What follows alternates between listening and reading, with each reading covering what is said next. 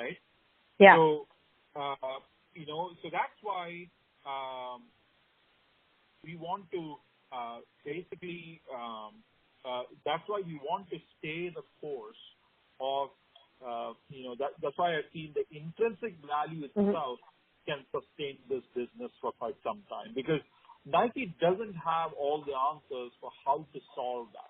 Because we are going after LeBrons and KDs because we know it's a guaranteed line of sight to revenue.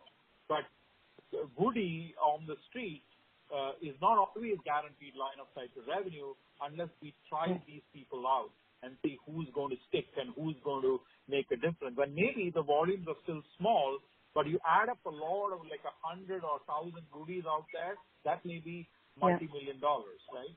So that's why we have to be in this business. So I think strategically I see that Nike, from a revenue standpoint, will give cultivators some space. But if we can show line of sight to 100 million, or even like somewhere starting with 10 to 100, if we show the line of sight in that path in the next few years, I think we can be relevant.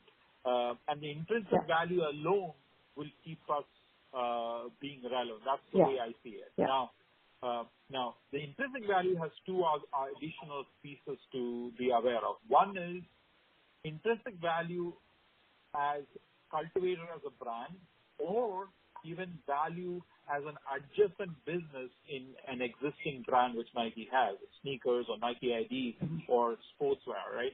So this whole vehicle can take a turn of its own. So that's why we are in such an early stage.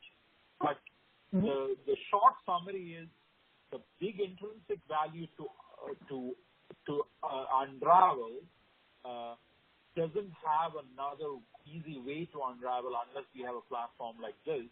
That itself, in my mind, has got way more attention to the C-suite. And that's why the C-suite loved our idea, because they can see, being in this business for so long, they could see that, hey, there is something here which we have to keep learning from. And I would say that itself is a big investment reason for cultivator, way more than the cash flow line. Cash flow is important because that will give us more traction for making the platform more capable, enabling more brands, like internal Nike brands on it. All of that is important. But I would say that both, feed each other. That makes huge sense. That's super helpful perspective.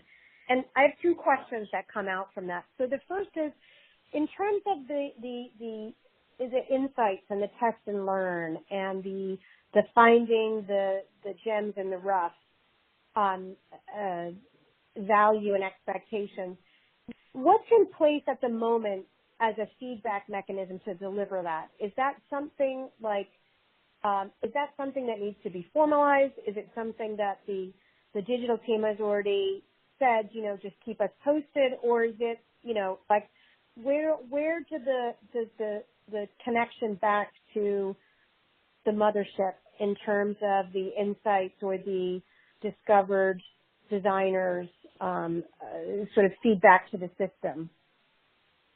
Oh, there are multiple levels, so I can give you one by one. So let's take Nike ID. The feedback to Nike ID, we are also, one of the initiatives Cultivators enabled is, because Cultivators' business model is, small quantities, but a lot of them, right? So that's kind of a lot of creative design. So it's not taking one design and selling 100,000 pairs, but it's taking 100 designs and selling maybe hundreds, 200s of each of those designs. And so in that kind of a model, one of the sustainable goals also was that we have materials in the factory, which we have some materials which we don't have the ability to make 100,000 pairs of a shoe with that material. There's very little left over. It's not enough material.